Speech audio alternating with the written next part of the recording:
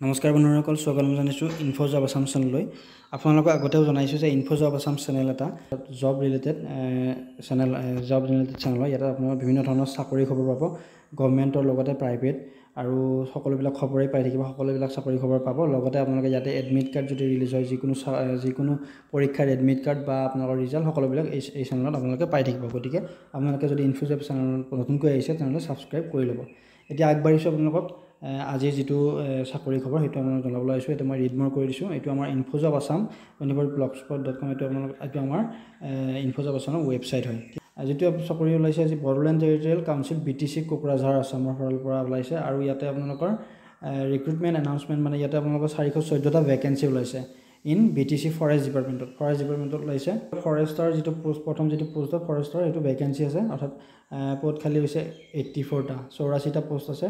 84টা post আছে আৰু ইয়াতে বয়সটো আপোনালোকৰ 18ৰ পৰা 25 বছৰ বিচাৰিছে। 25 বছৰ মানে ওপৰত হ'ব নোৱাৰিব। এডুকেশ্যন কোৱালিফিকেশ্যন যদি চাবলৈ যায় তেনে bachelor degree in any discipline from recognise university, অৰ্থাৎ আপোনালোকে যদি যিকোনো আপোনালোকে আৰ্টছ চাইন্স বা কমাৰ্চ য'ৰ পৰাই নহয় কিয় আপোনালোকে যদি গ্ৰেজুৱেশ্যন কমপ্লিট কৰিছে তেতিয়াহ'লে ইয়াত এপ্লাই কৰিব পাৰিব। আৰু ইয়াতে দৰমহাটো 14,000 পৰা এইফালে 49,000 টকালৈকে গ্ৰেড পে থাকিব।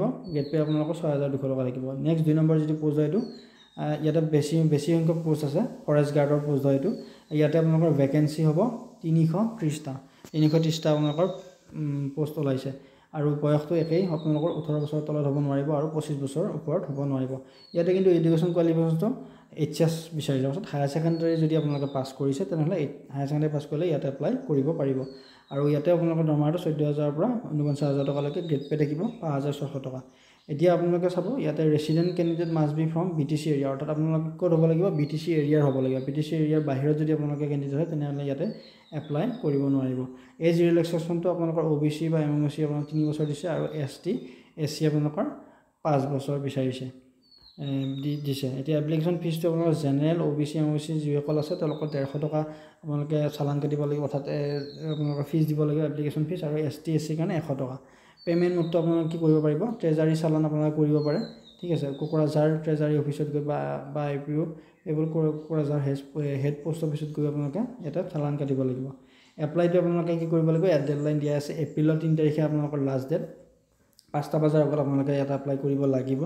আৰু আপোনালোকে ছাবমিশ্যন কৰিব লাগিব, অৰ্থাৎ ছাবমিট কৰিব লাগিব দ্য মেম্বাৰ, ইয়াতে দিয়া আছে এড্ৰেছটো, the member secretary central board CBS BTC post office Kokrajhar, এইটো ইয়াতে আপোনালোকে এই এড্ৰেছটো আপোনালোকে দিব লাগিব।